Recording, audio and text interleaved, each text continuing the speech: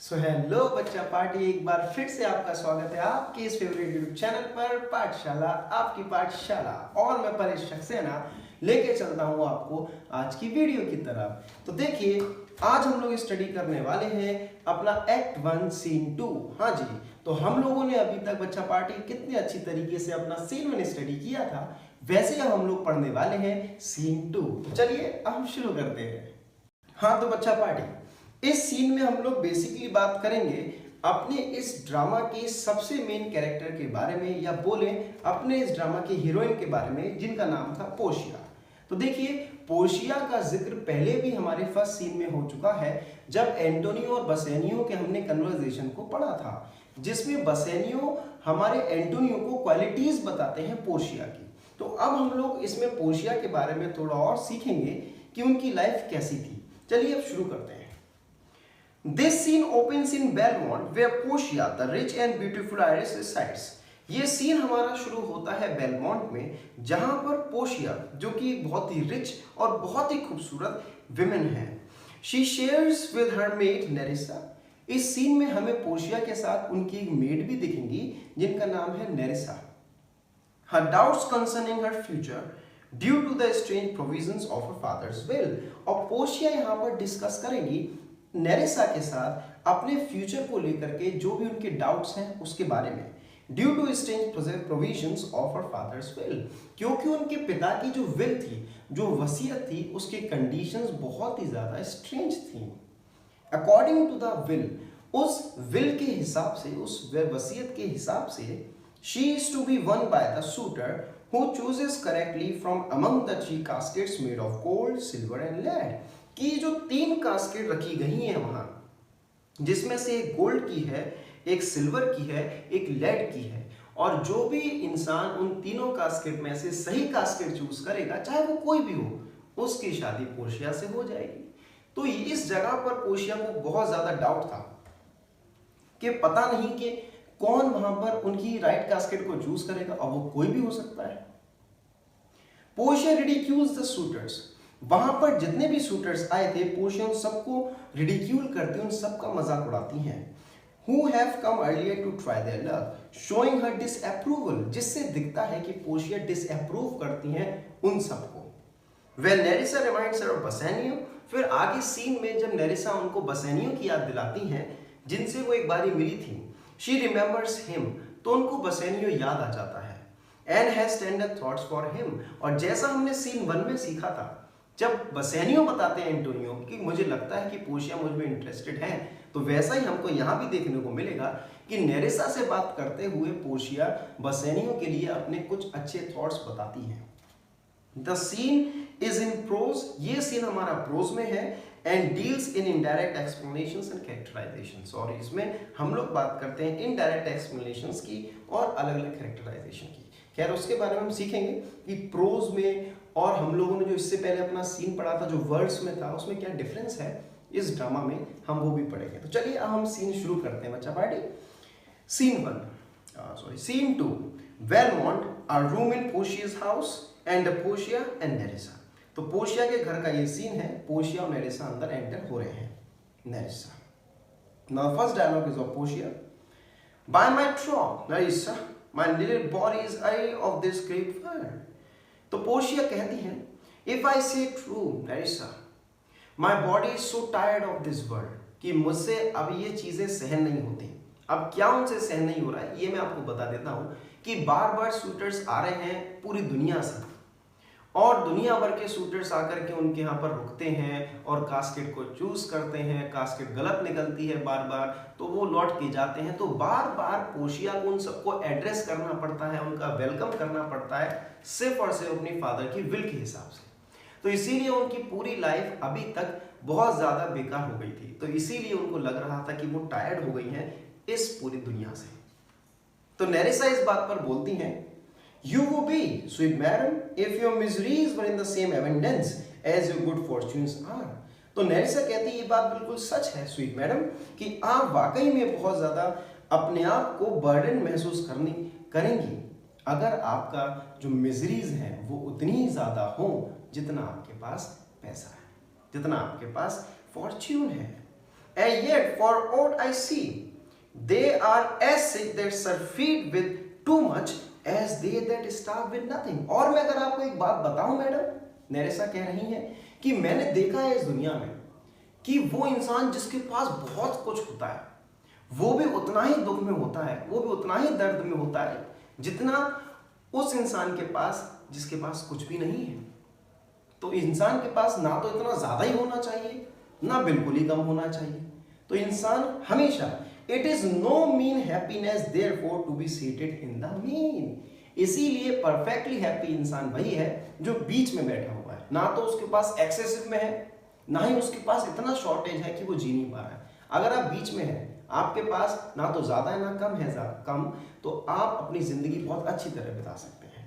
Superfluity कम sooner bye white hairs, तो वो इंसान जो बहुत ज्यादा इतना ज्यादा चीजों के साथ जीते हैं, इतना ज्यादा टेंशन लेकर के जीते हैं, उनकी ओल्ड एज बहुत जल्दी आ जाती है।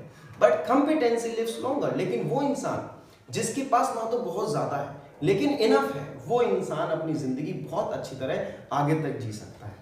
तो पोर्शिया को ये डायलॉग बहुत अच्छा लगता है और उन्हें वाकई में नेरेसा ने बहुत अच्छी बात बोली। ना तो हमारे पास बहुत ज्यादा ही कुछ होना चाहिए और ना ही हमारे पास कमी होनी चाहिए किसी भी चीज की। तो पोर्शिया इस बात पर क्या कहती है? Good sentences and well pronounced, बहुत अच्छी बात बोली तुमने नेरेसा, और ये बहुत अच्छे थॉट था, बहुत अच्छा लगा मुझे नेरेसा।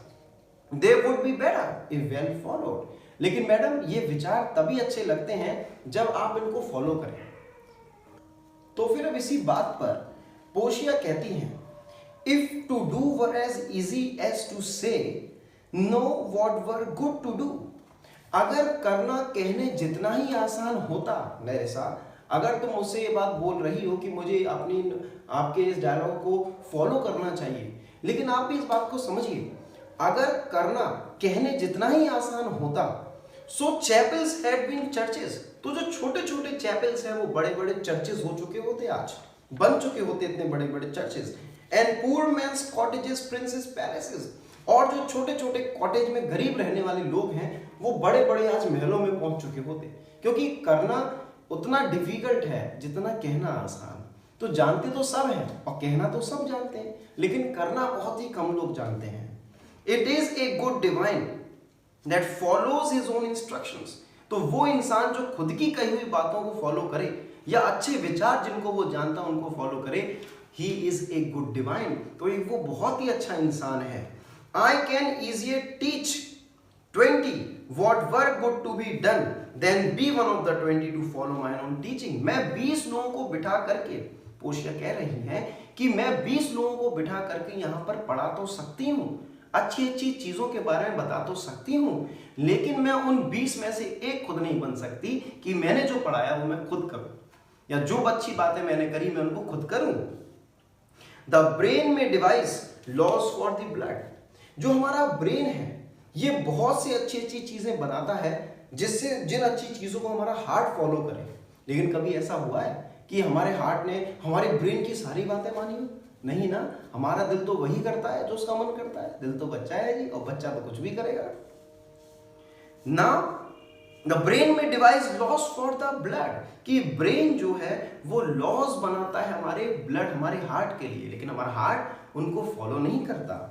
But a hot temper leaves over a cold degree, लेकिन ये जो कोल्ड डिग्री में बनाए गए लॉज हैं, ये जो हमारा वार्म ब्लडेड हमारा हार्ट है, ये कभी उनको फॉलो नहीं करता, लीप करके उनसे आगे निकल जाता है, जंप करके। Such a hare is madness the youth, और इसी तरीके से जो यूथ है वो उसी मैडनेस में रहता है, ये जो जवान लोग हैं ये उसी मैडनेस में रहते हैं, जैसा कि एक हेयर, जैसा कि एक रैबिट जंप करके उस पार निकल जाता है, उसी तरह अच्छी टीचिंग्स, अच्छे विचार जानते सब है, लेकिन सब उसको लीप करके आगे चले जाते हैं। To skip over the message of good counsel the cripple, और इसी तरीके से जो लोग हैं वो स्किप कर जाते हैं अच्छी अच्छी काउंसिल को, काउंसिल मींस अच्छी अच्छी एडवाइसेस को, और वो आगे पहुंच जाते हैं उन एडवाइसेस से। But this reasoning is not in the fashion to choose me a husband, लेकिन आपके विचार चाहे कुछ भी हो, लेकिन यहां बात मेरे हस्बैंड को चूज करने की है। तो आप खुद जानती हो नेरेसा कि मैं अपना खुद का हस्बैंड चूज नहीं कर सकती। ओ मी द वर्ड चूज, ओ मेरे लिए तो ये शब्द चूज बना ही नहीं है, क्योंकि चुनना किसी भी एक आदमी को मेरी किस्मत में है ही नहीं। आई may neither choose whom I would, मैं जिसे चाहती हूँ या जिसे जानती हूँ, जिसे करना चुनना चाहती हूँ, मैं उसे चुन ही नहीं सकती। Non refuse whom I dislike, और मैं डिसलाइक जिसको करती हूँ, नफरत या नापसंद जिसे करती हूँ, मैं उससे मना भी नहीं कर सकती कि शादी मत करो मुझसे।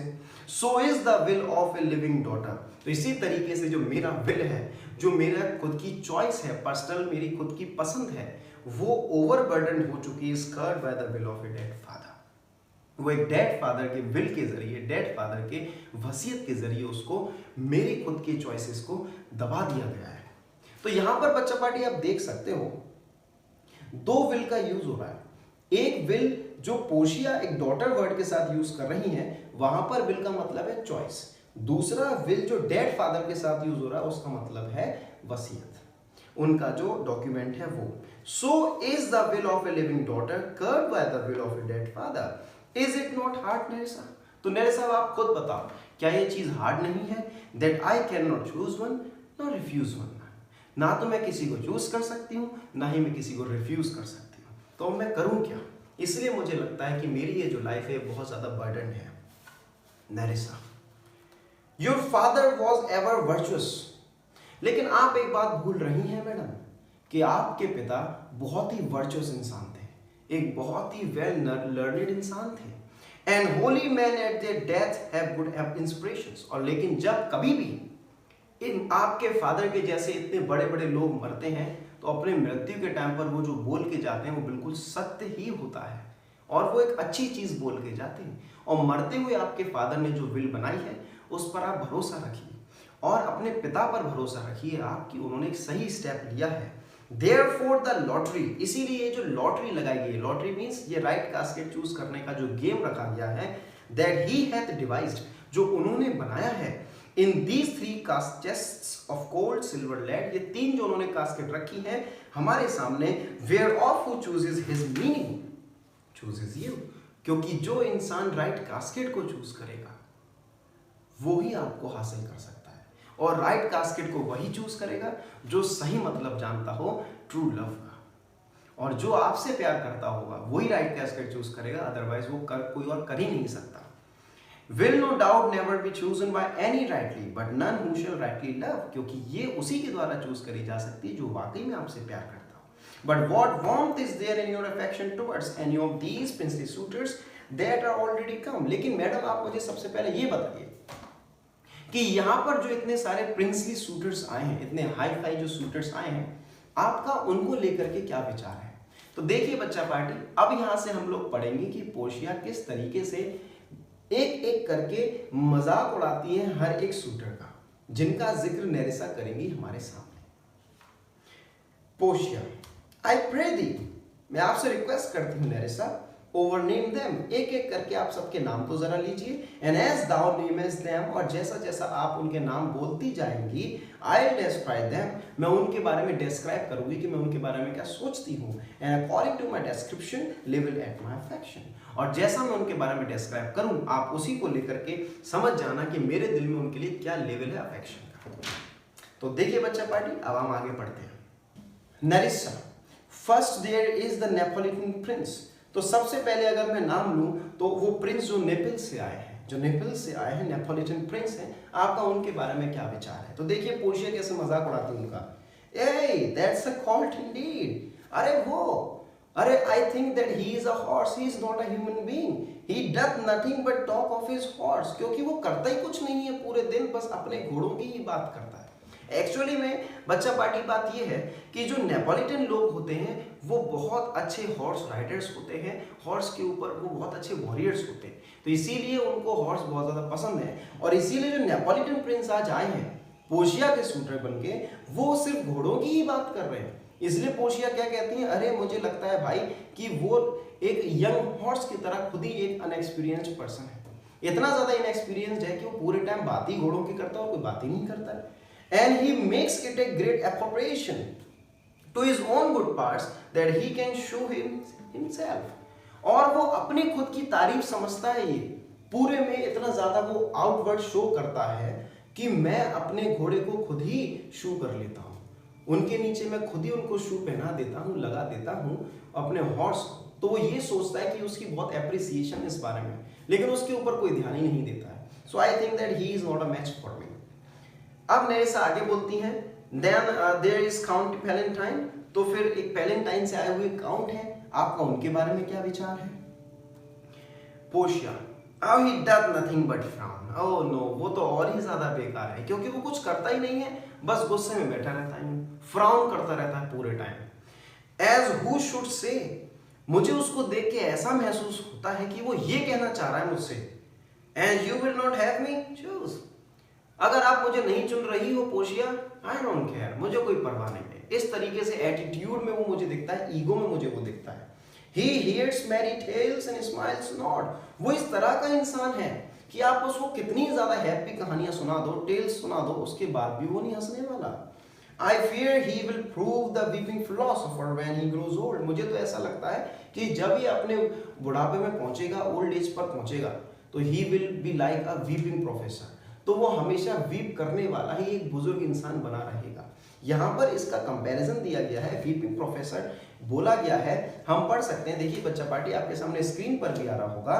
यहाँ पर वीपिंग प्रोफेसर बोला गया है, now Heraclitus of Ephesus who went to live alone in the mountains because he was so distressed by mankind's stupidity.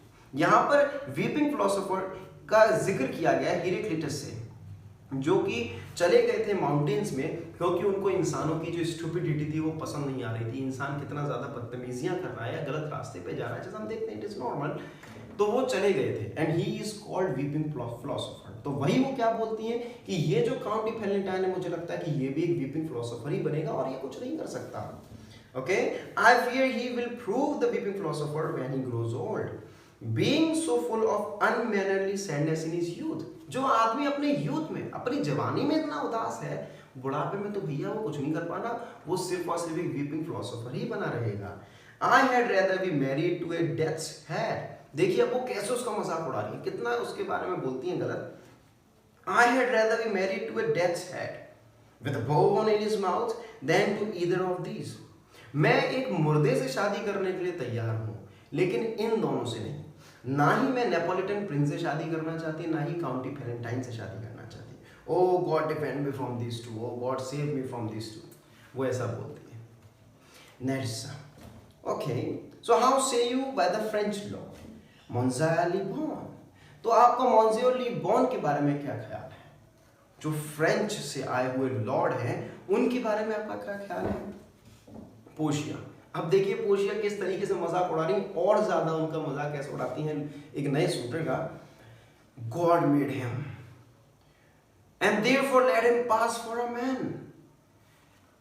नेरेसा, ईश्वर ने उसको इंसान बनाया है, इसीलिए मैं उसको इंसान कह रही हूं, अदरवाइज उसके अंदर एक भी ऐसी क्वालिटी नहीं है कि वो इंसान कहला सके, कहलाने के लायक हो, या हम उसे इंसान बोल सके। इन ट्रूथ, अगर मैं सच्चाई बोलूं तो I know it is a sin to be a mocker. मुझे पता है किसी का हमें ऐसे मजाक नहीं उड़ाना चाहिए, बट ही, लेकिन वो है ही इसी लायक यार, उसको ही डिजर्व टू बी मॉक्ड, वो डिजर्व करता है कि उसकी मॉकरी हो। He had a horse better than the Neapolitans. वो तो नेपोलिटन से भी ज्यादा अपने हॉर्स की तारीफ करता है कि मेरा हॉर्स तो उससे भी बेटर है, सबसे बेटर है। And he a better bad habit of frowning than the count Palatine, और गुस्सा करने की हैबिट उसकी काउंट पैलेंटाइन से भी ज्यादा है। वो तो फिर भी कम है, Neapolitan prince of count Palatine, Monsieur Le Bon तो उससे भी ज्यादा है। वो नेपोलिटन प्रिंस से ज्यादा घोड़ों की तारीफ करते हैं अपने, और काउंटी पैलेंटाइन से ज्यादा फ्राउन करते हैं।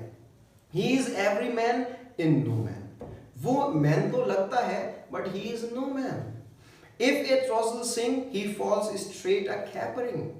अगर वहां पर कोई थ्रॉसल, कोई बर्ड गाना गाती है, तो वो खड़ा हो जाता है ऐसे डांस करने के लिए। He will fans with his own shadow. अपने आप को बहुत ज्यादा प्रूव करने के लिए वो सोर्ड फाइट करने लग जाता है अपनी खुद की शैडो के साथ। वो इस तरीके का इंसान है। तो वो क्या कहती है आगे, if I should marry him I should marry 20 husbands. अगर मैं उससे शादी कर रही हूँ, इसका मतलब है कि मैं 20 अलग अलग लोगों से शादी कर रही हूँ, क्योंकि उसकी खुद की कोई पर्सनैलिटी नहीं। नेपोलिटन प्रिंस को नीचा दिखाने के लिए वो अपने घोड़ों की उससे ज्यादा तारीफ करता है।